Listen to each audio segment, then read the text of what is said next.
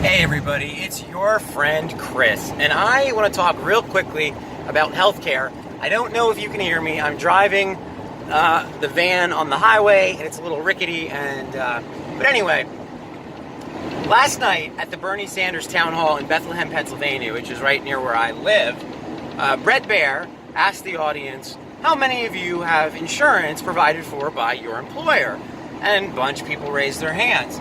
And Brett Baier was kind of encouraged by that, and I think took that as a sign that Medicare for all wasn't going to be a popular idea. And then Brett Baier said, "How many of you would be willing to give up your insurance through your employer in exchange for Medicare for all?" And just about every single hand went up. I've been thinking about that this morning because I think the way that Brett Baier asked the question really gets at the issue at hand. If we believe that healthcare is a right, which I think most people do believe, when it really gets down to it, right? Think about it this way. Right now, your ability to be cared for medically depends on you having gainful employment and depends on that employer having policies that are fair, equitable, and generous enough. Maybe generous isn't even the right word. Something can't be generous if it's a right? But fair and equitable enough to be able to get you the kind of coverage that you and your family depend on. Well, let's say that healthcare is a right. No one, not even Bernie Sanders, is proposing that government run healthcare the way they do for the Veterans Administration.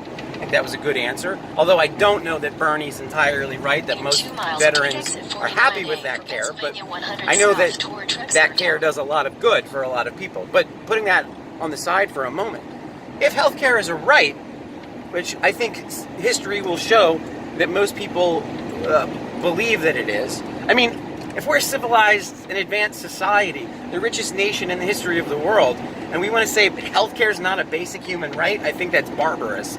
And I think it's barbarous and uncivilized to depend on our employers to have to provide the coverage for us to be able to be treated for things we need to be treated for.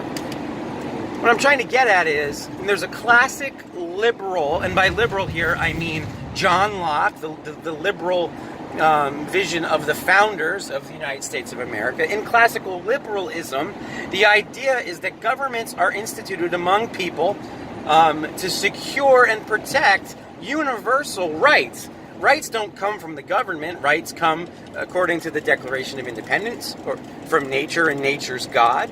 We've been endowed by our Creator with certain inalienable rights. Okay, so whether you're a theist or an atheist or whatever the case may be, we have this idea enshrined in our founding that these rights are natural and they exist before our governments do. They exist before we do.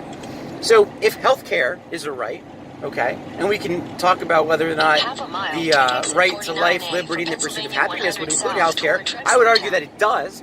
But I would say that in the state of nature, healthcare ought to be considered a right. If that's the case, then one of the things that government, along a classical liberal model, which is something modern conservatives are interested in, is that government should, one of the things it should do is protect and secure the right of healthcare among the people of its polity.